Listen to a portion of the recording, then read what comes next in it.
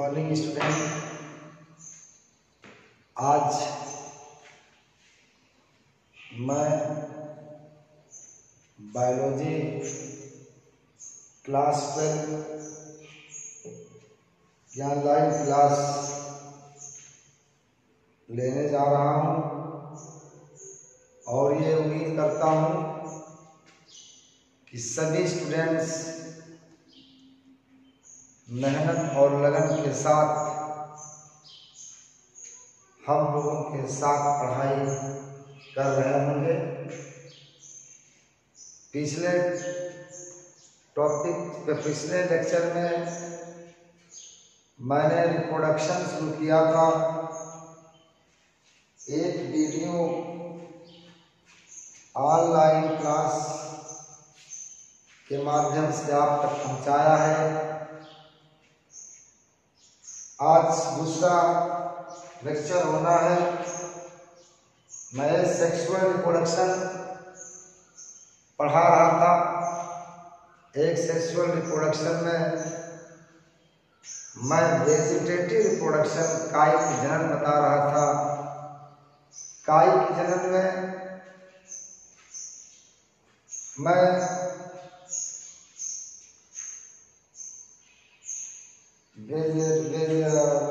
Reproduction by stem बता दिया था।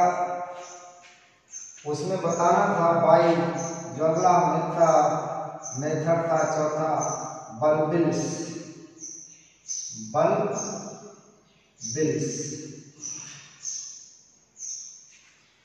ये बल्बिल्स क्या होती है? It is method of vegetative reproduction. पौधे के किसी भाग पर, चाहे तो स्टेम हो, रूट हो, लीव्स हो, उनके किसी न किसी भाग पर कलिकाएं बन जाती हैं और ये कलिकाएं बड्स मेन प्लांट से डिसअटैच होकर सॉइल में गिरती है और गिरने के बाद उस बड से एडवेंटेशियस रूट, अपस्थानिक जड़ें विकसित होकर वह नए पौधों में परिवर्तित हो जाता है। इसमें ये बड्स अलग अलग पार्ट्स से बनती है। इसका एग्जाम्पल एक है खट्टी बूटी ऑक्सैलिस। ऑक्सैलिस को खट्टी बूटी कहा जाता है। इसकी जो ये बल्बिल्स जो बनती है, इसमें भोजन स्टोर रहता है, काफी मांतर हो जाती है। ये रूट पे बनती है। उसके बाद ओनियन गार्लिक में ये कलिकाएं पुष्पक्रम के नीचे बिलो इनफ्लोरेसेंस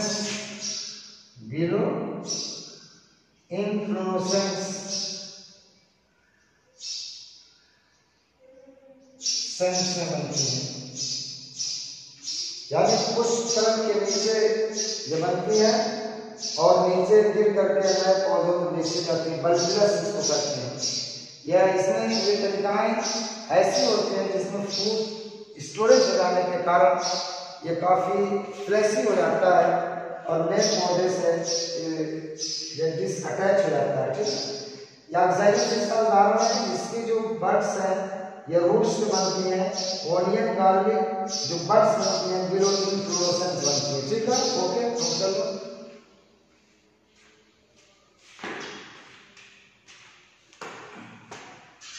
बल्बिलस। ओके, अब आइए पांचवा और last method natural vegetative reproduction का है और ये इसमें पांचवा जो है आपका बाइलिंग है। क्या है? बाय लीव है, बाय लीव। इसमें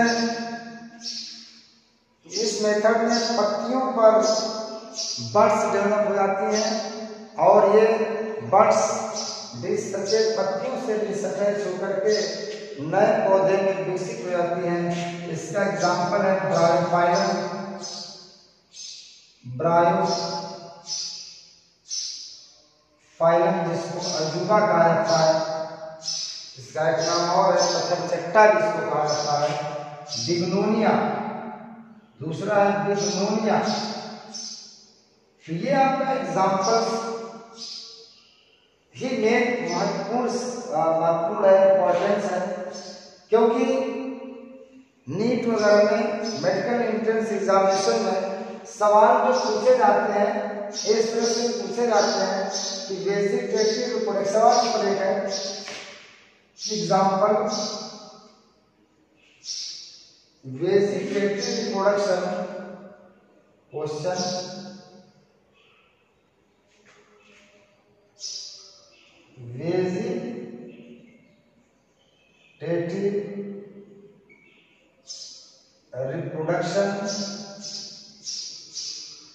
vegetative reproduction by leaf found in, ये आपका एक ऑप्शन दे दिया ऑक्सैलिस, चलिए दूसरा एग्जाम्पल दे दिया पैसिफ्लोरा,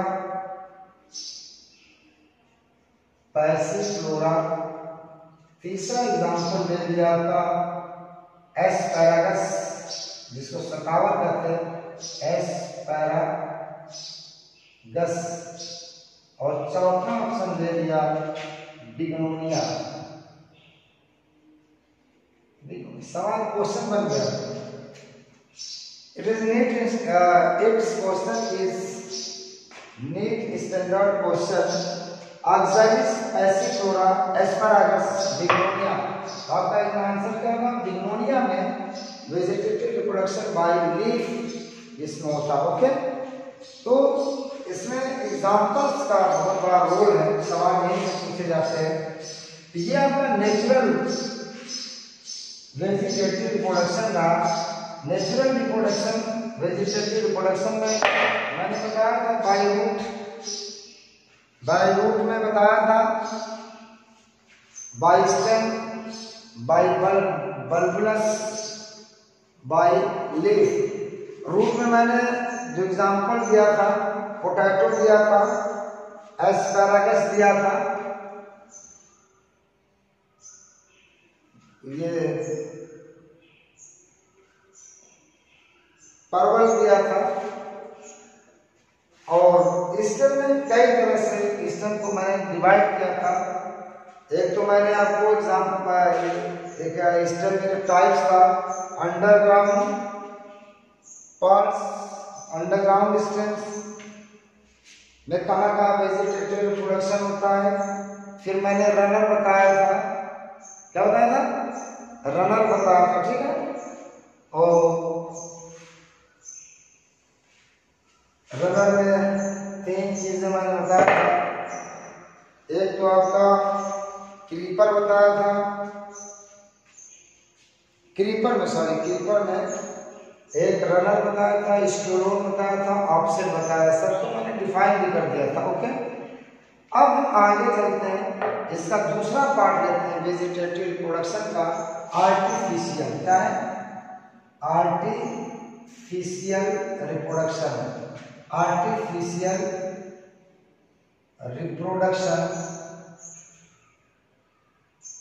या reproduction vegetative reproduction, artificial vegetative reproduction, ये वेजिटेटिव प्रोडक्शन बाय मैन क्या कहता है?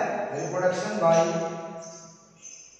ये बाय मैन, ये मनुष्य द्वारा किया जाता है, नेचुरली नहीं होता है। आर्टिफिशियल रिप्रोडक्शन, ओके, समझ में आता है ना? By man. अब आइए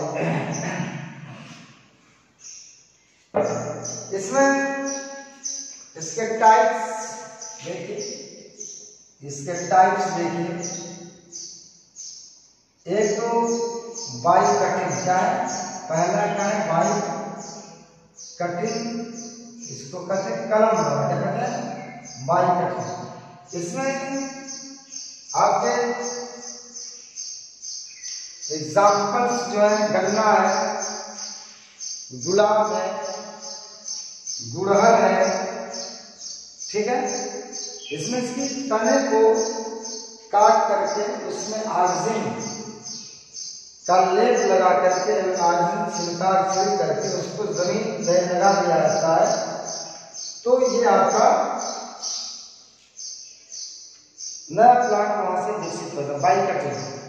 इसमें क्या होता है, जड़ को काट करके मृदा में क्या कर जाता है, लगा दिया जाता है, तो जो मृदा में पार्स स्टेम का घेरा है उसके नोड से क्या है, नोड से एडवेंटिशियस रूट निकलती है, फिर नोड से क्या है कलिकाएं बड विकसित होकर के वो नए पौधों में विकसित हो जाते हैं।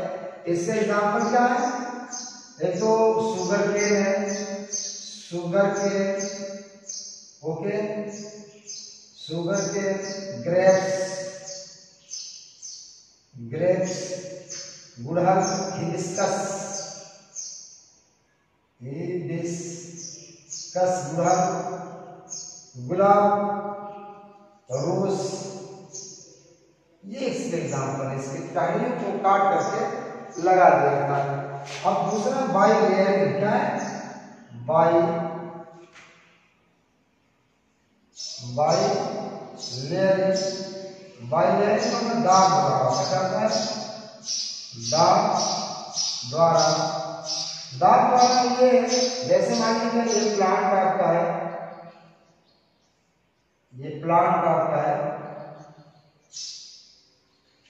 इसकी टहनियों को खींच करके मृदा में क्या कर देता है, लगा दिया जाता है। यहाँ पे इसको खींच करके हम मृदा में गाड़ दिया, और मृदा में जब गाड़ देंगे यहाँ से नोड से रूट विकसित हो जाएगी, और इसके बाद जब रूट विकसित हो जाएगी इसको हम क्या करेंगे, मेन प्लांट इसको डिसअटैच कर देंगे, फिर यह नए पौधों की तरह क्या करेगा, काम करने लगेगा।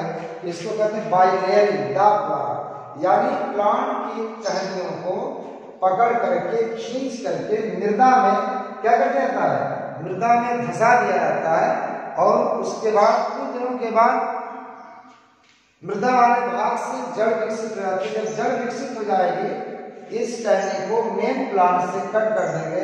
अब ये प्लांट फ्रीली क्या करेगा, डेवलप करेगा, इसको कहते हैं बाई लेयरिंग, ओके। ठीक, ये दो मेथड हो गया, रफ कर दो, इसको बना के मुझे समझ आइएगा, ठीक है। अब देखिए तीसरा मेथड है रोपण विधि, बाई ग्राफ्टिंग, बाई ग्राफ्टिंग, इसको कहते हैं रोपण विधि। ग्राफ्टिंग में क्या होता है, एक तने का, एक पौधे का तना जो होता है दूसरे पौधे के तने में क्या कर देता है, ला करके बांध दिया जाता है, और जब वो दोनों गांठें सड़ जाती हैं, दोनों प्लांट की स्टेम जब सड़ जाती है तो उसको मेन प्लांट से डिसअटैच करके, जैसे इसके कई प्रकार, 3 प्रकार कसा रोपण होता है, विथ ग्राफ्टिंग, कसा रोपण, इसके टाइप्स हैं, इसको कहते हैं विथ ग्राफ्टिंग,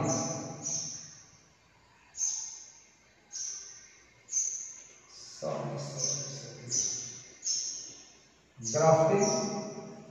इसमें ये प्लांट आपका है, ये जो रफ यानी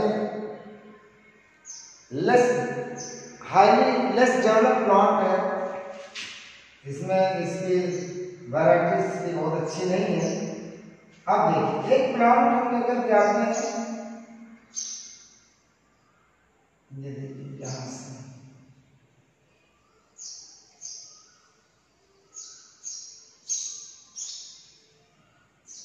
इस पर हमने किया था, एक ही वैरायटी के दोनों प्लांट एक ही स्पीशीज के हैं, तो ये प्लांट जो होगा वो हाईली ब्रीडिंग यानी अच्छी किस्म वाला पौधा होगा, और जो दूसरा पौधा इसी जात का लाया जाएगा उसकी प्रोडक्टिविटी या ये अच्छी किस्म का पौधा नहीं होगा। अब क्या किया जाएगा कि अच्छी किस्म के पौधे के तने को खराब किस्म के पौधे के तने को काट करके क्या किया जाएगा, यहाँ पर बांध दिया जाएगा।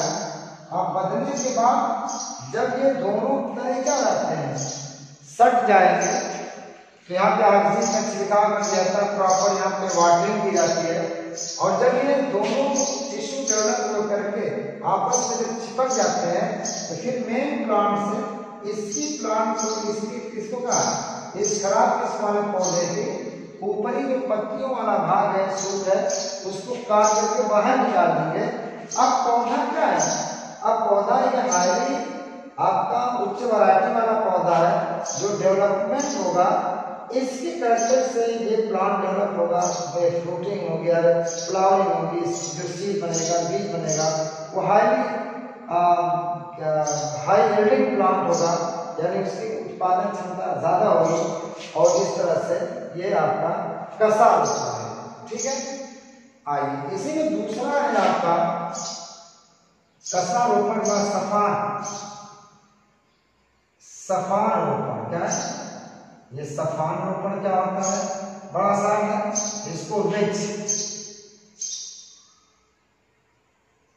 ग्राफ्टिंग करते हैं। क्या कहते हैं, वेज ग्राफ्टिंग, बना लिया इसको, वेज ग्राफ्टिंग। वेज ग्राफ्टिंग क्या है, वेज ग्राफ्टिंग ये है कि जिसमें कुछ हाईली क्लास के पौधे को, अब देखिए ये आपका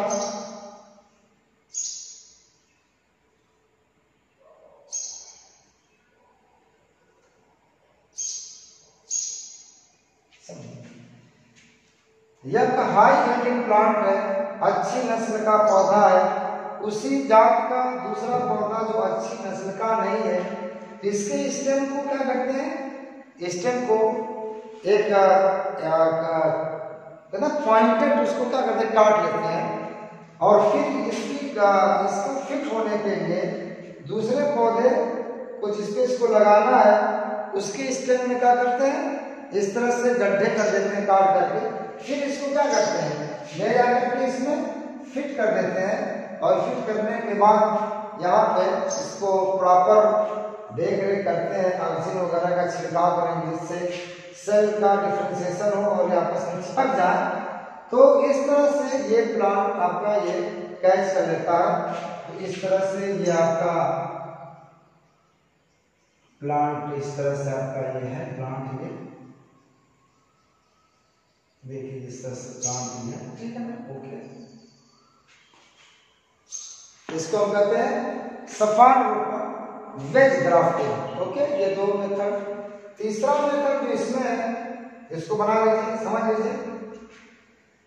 तीसरा मेथड इसका है बड ग्राफ्टिंग, यानी कलिका रोपण, बड ग्राफ्टिंग।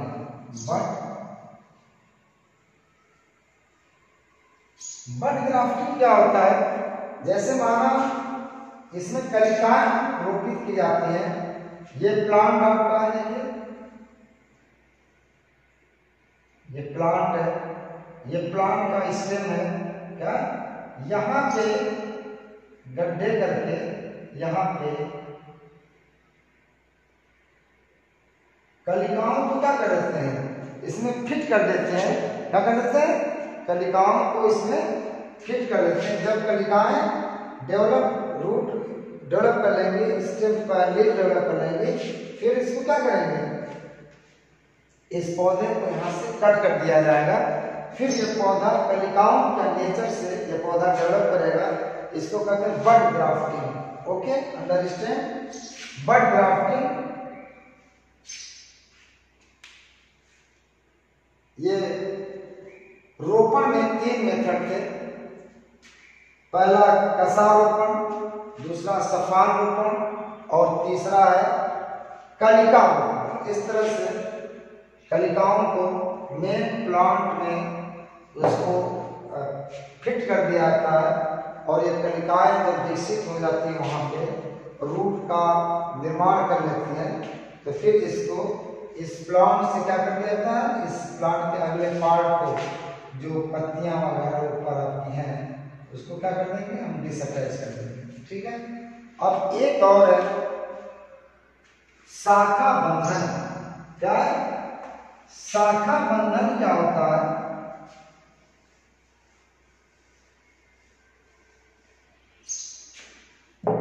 शाखा बंधन में 2 पौधों को ला करके वहां पे क्या कर जाता है, बांध दिया जाता है। बांध करके उस पे मांस का पौधे का से कस देते हैं। उसके बाद उसको ऊपर से कपड़े से उसको कॉटन के कपड़े से कस दिया जाता है।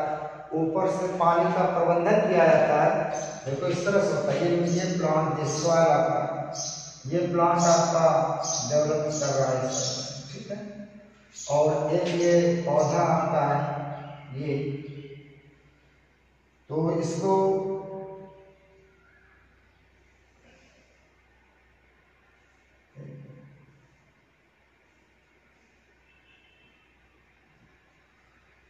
ये यहाँ पे ये पानी का प्रबंधन भी यहाँ पर रहता है। ठीक, इसमें से पानी गिरता रहता है और जब ये आपस में तना सट जाता है तो फिर इसको क्या करेंगे, डिसअटैच कर देंगे और इस तरह से इसको कहते हैं शाखा बंधन द्वारा। क्या करते हैं? तो ये आपके एक मेथड और है। शाखा बंधन के बाद तीसरा मेथड जो चौथा मेथड है ऊतक संवर्धन। संवर्धन, इसको टिश्यू कल्चर कहते हैं।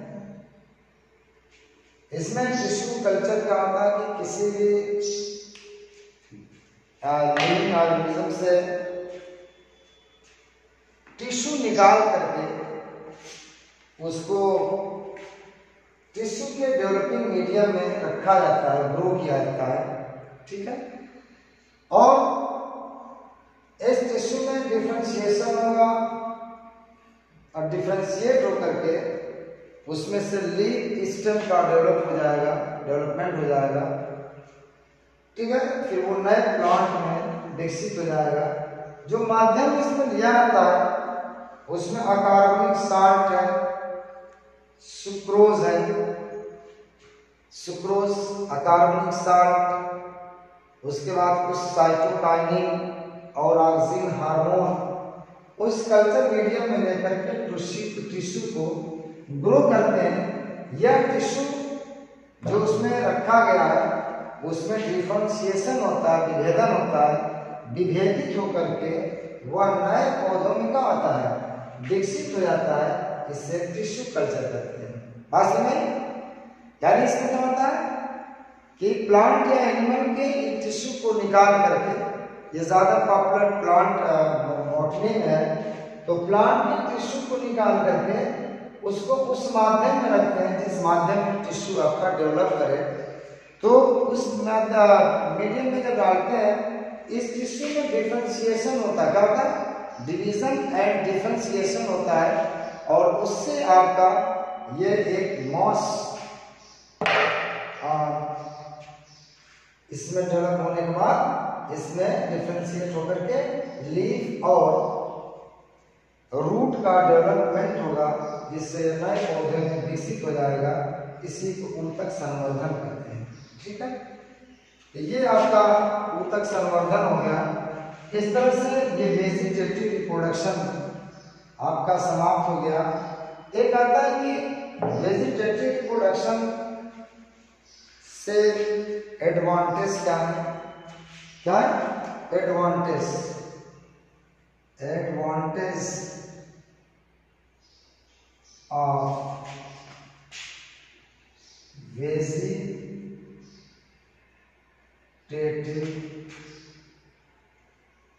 reproduction. Advantage of vegetative reproduction. Advantage इसका ये है, एक एडवांटेज इसका ये है कि जो इससे प्लांट डेवलप होता है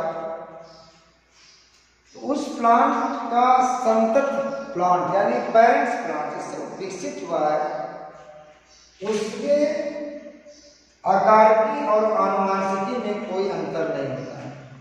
there is no change in morphology and genetics with parents, यानी माता पिता के आकार जैसा ही होगा और आनुवांशिक चेंजेस कोई उसमें नहीं होगा। एक ये दूसरा देखिए इसमें क्या है कि इस विधि द्वारा कम समय में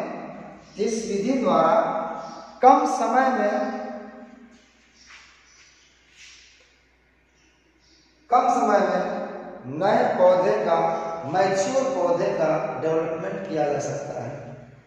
यानी किसी पौधे की अगर मान लीजिए फ्लावरिंग रिप्रोडक्शन टाइम 10 ईयर है, इस मेथड द्वारा उसमें आप 1 वर्ष में भी फ्लावरिंग करा सकते हैं।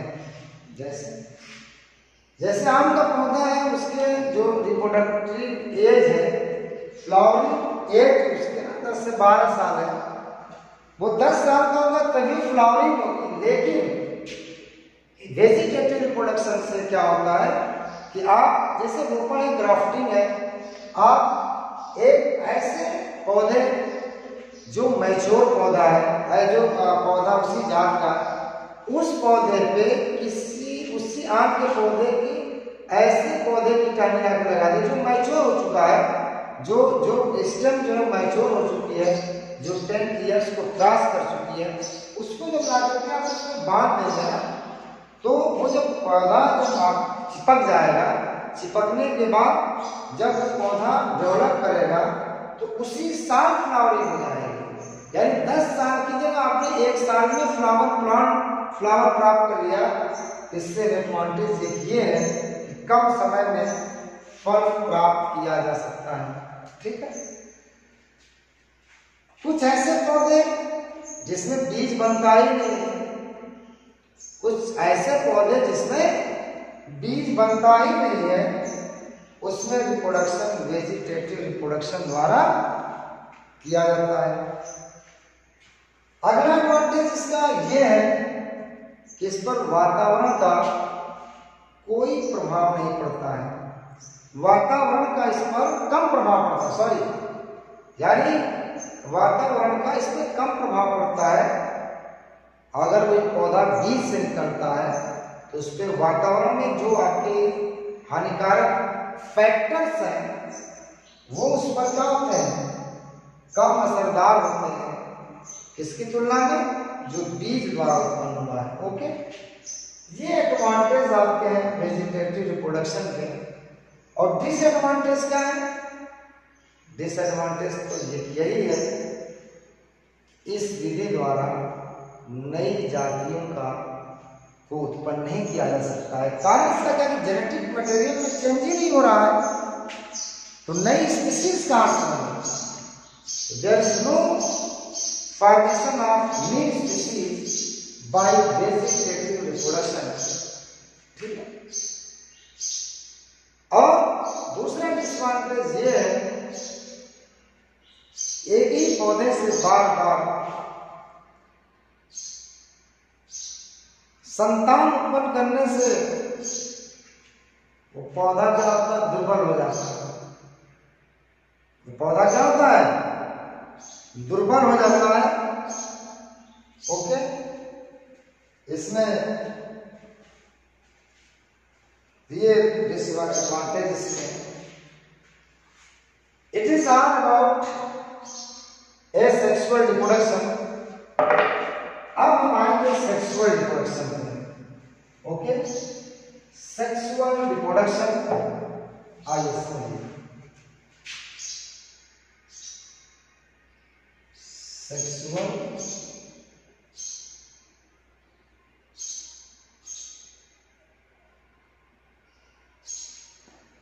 Sexual reproduction,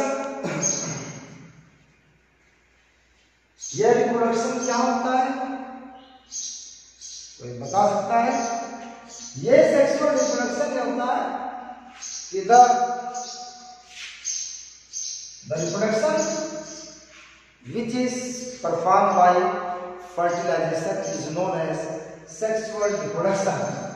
The reproduction which done by fertilization is known as sexual reproduction. Understand? लिख लेंगे ना? The reproduction which is performed by fertilization is known as sexual reproduction. अब sexual reproduction को कुछ और टर्म से जाना जाता है। It is also known as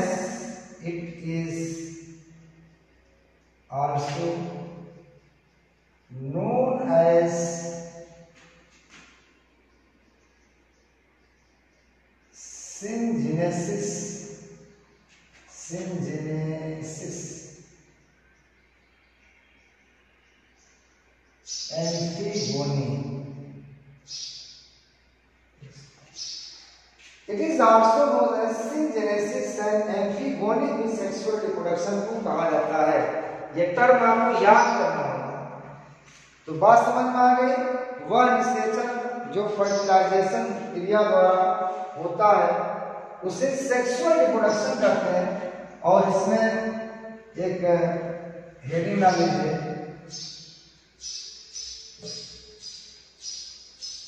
phase of life cycle. Phase of life cycle. जीवन चक्र में कितनी फेज आते हैं, कितने स्टेप आते हैं? एक तो आपका जुवेनाइल स्टेज होता है, जुवेनाइल स्टेज। दूसरा जो होता है रिप्रोडक्टिव फेज, फेज कर लीजिए, स्टेज फेज, रिप्रोडक्टिव फेज।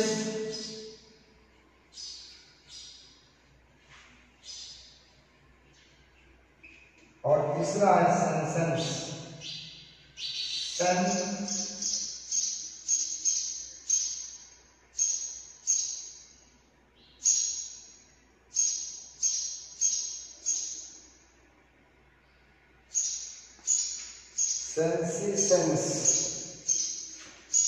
ये तीन स्टेज हैं आपके, juvenile phase, reproductive phase, sensations.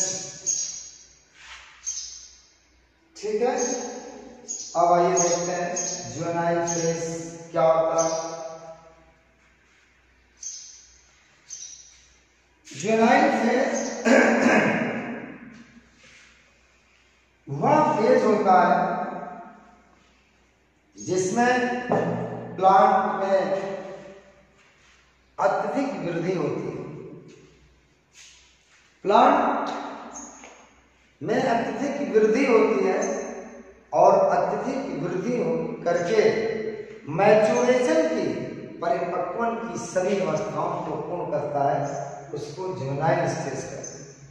और जुवेनाइल फेज अलग अलग जंतुओं में, लिविंग ऑर्गेनिज्म में उसका समय अलग अलग होता है। जुवेनाइल फेज अंडरस्टैंड कहा था कि वह अवस्था जिसमें कायिक कोशिकाएं में अत्यधिक विकास होता है और मैच्योरेशन की सभी अवस्थाओं को इस स्टेज में पूरा किया जाता है, इसको जुवेनाइल फेज कहते हैं। ठीक है, और दूसरा है रिप्रोडक्टिव फेज। आप नोट्स बनाते चले।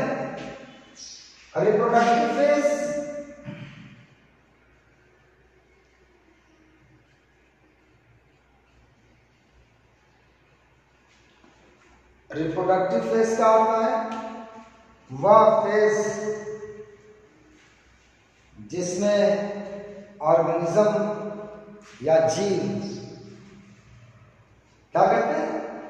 ब्रीडिंग करते हैं, जिसमें जीव फर्टिलाइजेशन करते हैं, रिप्रोडक्शन करते हैं, अपने जैसी संतान उत्पन्न करने की क्षमता डेवलप करते हैं, उसको रिप्रोडक्टिव फेज कहते हैं। रिप्रोडक्टिव फेज की प्रारंभिक अवस्था को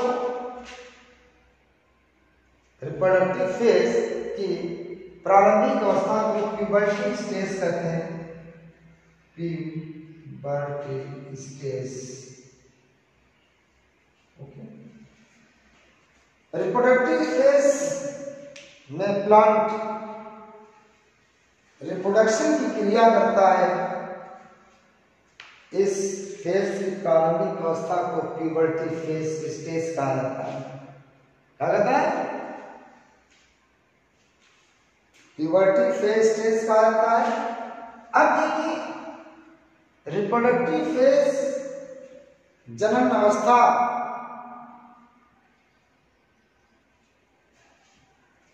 के आधार पे पौधों को दो भागों में बांटा गया है, मोनोकार्पिक, पॉलीकार्पिक। मोनोकार्पिक,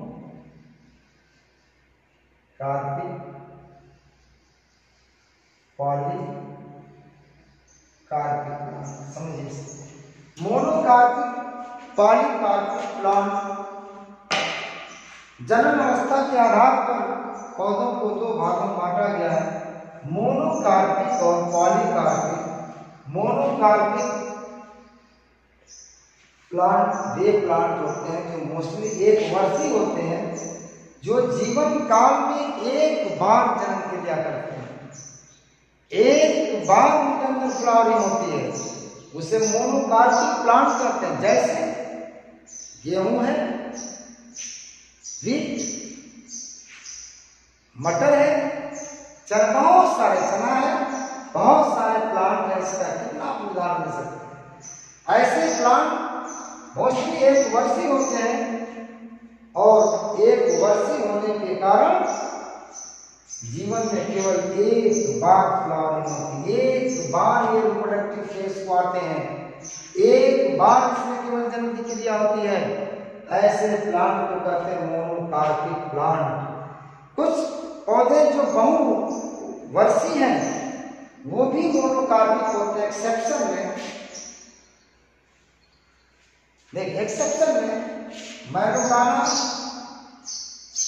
मैलोकोना,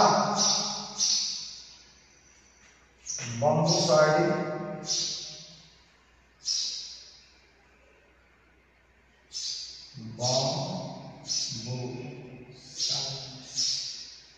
बम्बूसाइड, मैलोकोना बम्बूसाइड एक बम्बू प्लांट की एक स्पीशीज है। इसकी जो जीवन काल होता है वो 50 से लेकर के 100 ईयर होता है, लेकिन यह जीवन में केवल एक बार रिप्रोडक्टिव फेज में आता है, केवल एक बार रिप्रोडक्टिव फेज में आता है। ये भी आपका मोनोकार्पिक प्लांट है। इसके बाद दूसरा है नीलकरेंजी, एक प्लांट है नीलकरेंजी। ये 12 वर्ष की अवस्था में एक बार फ्लावरिंग करता है और इसका फ्लावर जो होता है बड़ा खूबसूरत होता है, जिसके कारण यह अक्टूबर नवंबर में इसमें फ्लावरिंग होती है। मोस्टली ये केरला, तमिलनाडु, मद्रास, केरला, तमिलनाडु और कर्नाटक स्टेट में इंडिया में पाया जाता है।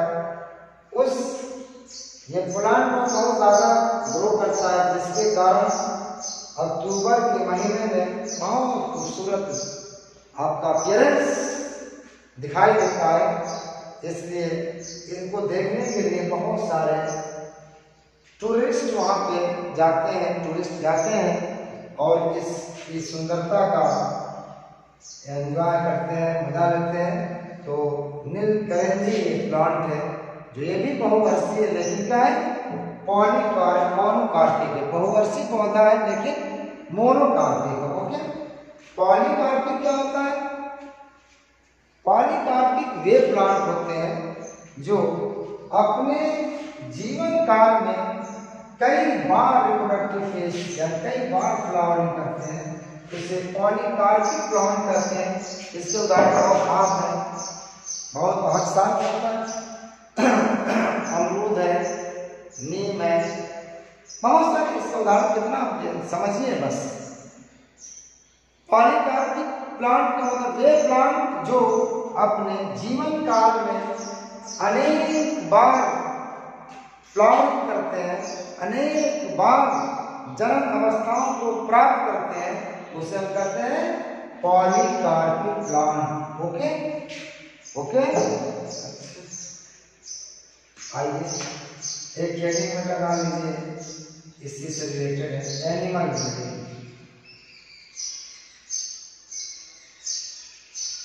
एनिमल ब्रीडिंग, ब्रीडिंग का मतलब होता है जन्म क्रिया,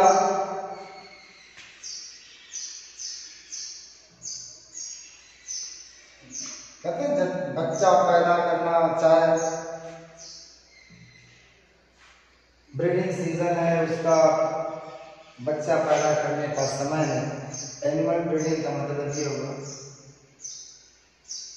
the time when animal reproduce own child is known as breeding season, breeding। अब देखिए इसमें ये ब्रीडिंग सेक्सुअल स्टेज के आधार पे, ब्रीडिंग के आधार पे एनिमल को दो भागों में बांटा गया है। एक तो सीजनल है, सीजनल है, सीजनल है,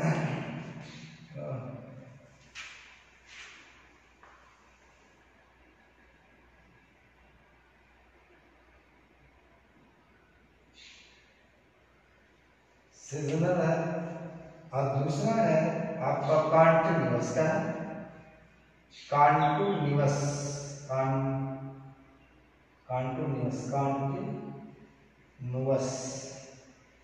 सीजनल और कॉन्टिन्यूअस। सीजनल का मतलब ये होगा इसके अंदर अंडा बच्चा पैदा करने का एक सीजन होता है, और ये सीजन जैसे साल में एक बार इसमें ब्रीडिंग सीजन आता है। जैसे आपका फ्रॉग है, छिपकली है, पक्षी है, तो ये सीजनल है। किसी एक सीजन में इनके अंदर क्या है, ब्रीडिंग टाइम आता है बच्चा पैदा करने का। जैसे मेढक में अब जून जुलाई early period of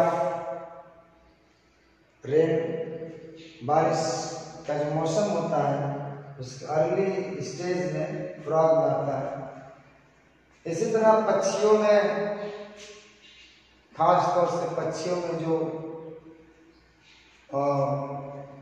seasonal breeding का होता है सीजन, वो मोस्टली जो होता है स्प्रिंग टाइम, यानी ये फरवरी से लेकर के अप्रैल मई जून सीजन में ज्यादा इसमें होती है। ठीक है, अब कॉन्टिन्यूअस इसका दूसरा है। कॉन्टिन्यूअस का मतलब ये होता है इसमें किसी सीजन का रिलेशन नहीं होता है, ये तो साल के किसी एक सीजन में इनके अंदर क्या होती है, ब्रीडिंग होती है। और कॉन्टिन्यूअस में ये आपकी ये कंटिन्यूसली होने लगती है और होती रहती है। ये ब्रीडिंग टाइम के अंदर कुछ नहीं होता है, एक ब्रीडिंग टाइम खत्म हुआ दूसरा शुरू होगा। जैसे आप मुर्गियों में ले लीजिए, खरगोश में ले लीजिए, तो ये कंटिन्यू होते हैं, कंटिन्यूस होते हैं। ह्यूमन बीइंग में ले लीजिए, कंटिन्यूस है। तो इसमें क्या होगा कि इसका कोई फिक्स टाइम नहीं होता है ब्रीडिंग करने का, अंडा बच्चा करने का। ये कंटिन्यूस एनिमल होते हैं। जैसे रैट, रैबिट है और इस तरह के और बहुत सारे जानवर हैं जो कंटिन्यूस का ब्रीडिंग करते हैं। अब देखिए, जब सेक्सुअल स्टेज में 2 साइकिल चलती है तो एक हेडिंग डाला जाएगा, साइकिल ड्यूरिंग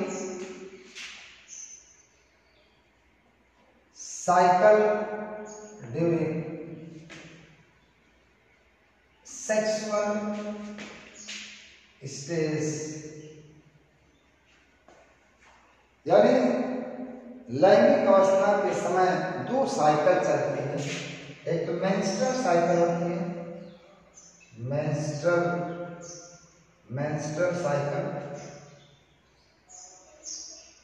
और दूसरा जो आपका है ओएस्ट्रस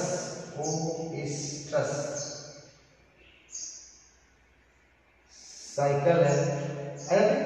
ये प्रेजेंटेड वो ठीक है। मेंस्ट्रुअल साइकिल क्या होता है? ये मेंस्ट्रुअल साइकिल एनिमल की फीमेल में होता है और ये एक पीरियडिकली ये रिपीट होता रहता है। पीरियडिकली क्या होता है? रिपीट होता रहता है। इसमें होता ये है कि जो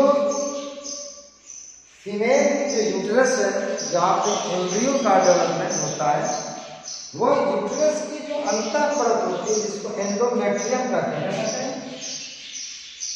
एंडोमेट्रियम, यह पीरियडिकली रिमूव होकर के क्या होती है? आउट ऑफ द बॉडी आती है और इसी को एमसी साइकिल, मेंस्ट्रुअल साइकिल कहा जाता है। ये होता इसलिए है क्योंकि यूट्रस में आपका भ्रूण डेवलपमेंट होना है, एम्ब्रियो का डेवलपमेंट होता है। तो एम्ब्रियो का डेवलपमेंट जो होगा, एम्ब्रियो का जो अटैचमेंट होता है ना, वो एंडोमेट्रियम की वाल्व से होता है और उसी से प्लेसेंटा का, उसी प्लेसेंटा से भोजन आपका भ्रूण में जाता है। तो वो आपकी दीवार क्या होनी चाहिए? हाईली डेवलप होनी चाहिए, यानी ज्यादा ब्लड सर्कुलेशन उसमें होता है। इसलिए यह पीरियडिकली क्या है, इसका नवीनीकरण होता है। ये न्यूली इसको फॉर्म होती है ताकि जब इसका अटैचमेंट आपका भ्रूण से हो तो ज्यादा से ज्यादा आपका खाद्य भोज्य पदार्थ वहां पे भ्रूण में पहुंचे।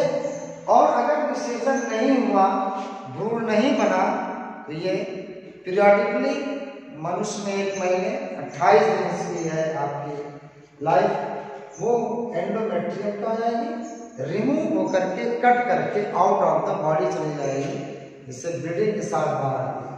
ओएस्ट्रस साइकिल क्या होता है? ओएस्ट्रस साइकिल का मतलब होता है एम्बिशन या तो कपलेशन, संभोग का समय, संभोग का। इसमें होता यह है कि सेक्स ऑर्गन में, फीमेल के सेक्स ऑर्गन में एस्ट्रोजन हार्मोन की अधिकता हो जाती है, जिसके कारण उसके अंदर संभोग, कपलेशन की इच्छा उत्पन्न होती है, जिससे मेल और फीमेल कपुलेट करते हैं और फर्टिलाइजेशन के लिए बहुत जरूरी है।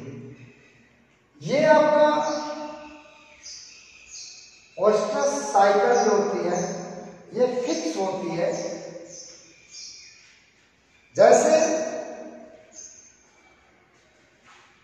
ये ओस्टर साइकिल गाय में 18 घंटे होती है, डॉग में और रैट में यह का एक वीक रहती है। क्या रहती है? एक वीक रहती है। और किसी ने जैसे चूहे में ओस्टर साइकिल साल में कई बार आती है, उसको पॉलीएस्ट्रस एनिमल कहते हैं। एक होता मोनोएस्ट्रस, क्या है?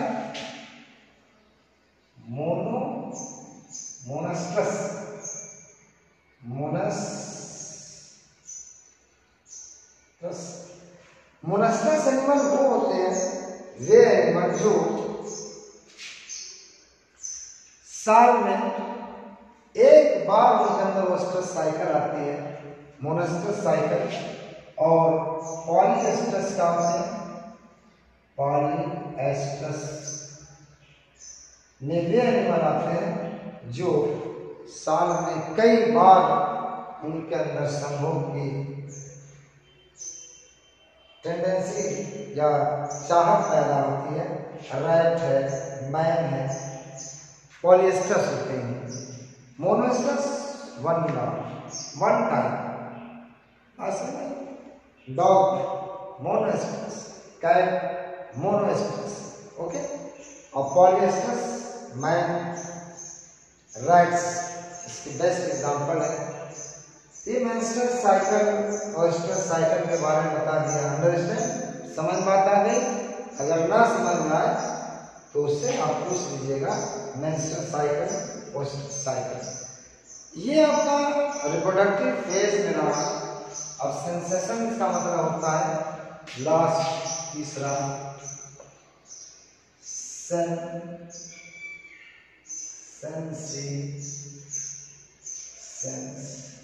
सेंसेशन। इसके अंदर टाइप पार्ट बॉडी का वो डिस्ट्रॉय होता है, और जब ये पार्ट डिस्ट्रॉय होगा तो लिविंग ऑर्गेनिज्म की डेथ होती है। इसमें सारे जो आपके टाइप कोश पार्ट है, 2 नंबर की कोशिकाएं सब डेड होती हैं, सब कमजोर होती हैं, वीक होती हैं। एट लास्ट वो लिविंग ऑर्गेनिज्म क्या होता है, वो जीव क्या होता है, प्लांट एनिमल हो, वो मर जाता है। इसको सेंसेशन कहते हैं, ओके। ये 3 स्टेज लाइफ साइकिल में आते हैं, मैंने ये बता दिया। अब इसके बाद मुझको जो पार्ट बनाना है फर्टिलाइजेशन, जो नेक्स्ट जो क्लास होगा मैं उसमें आगे की चीज बताऊंगा। तो ये मैं इसका पहला टॉपिक जो है अगले लेक्चर के समाप्त हो जाएगा, और उसी लेक्चर में मैं आपको फ्लावरिंग प्लांट में रिप्रोडक्शन पढ़ाऊंगा। Reproduction in flowering plant, reproduction in flowering plant. मैं उम्मीद करता हूँ कि आप ध्यानपूर्वक इस वीडियो को सुनते होंगे। और हाँ देखिए, वीडियो को देखने के बाद आप लाइक करना ना भूलें, और उसके साथ साथ जो चीज़ आपको ना समझ में आए उस पर कमेंट्स करें, कमेंट्स के जरिए उसको हम सॉल्व करेंगे। तो बस आज के लिए इतना ही, और फिर नेक्स्ट क्लास में आपसे मुलाकात होगी। Thank you.